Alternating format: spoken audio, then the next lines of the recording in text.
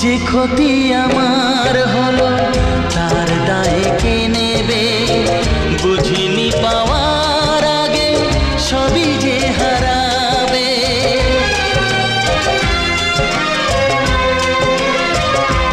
ও যে ক্ষতি আমার হলো তার দায় কে নেবে?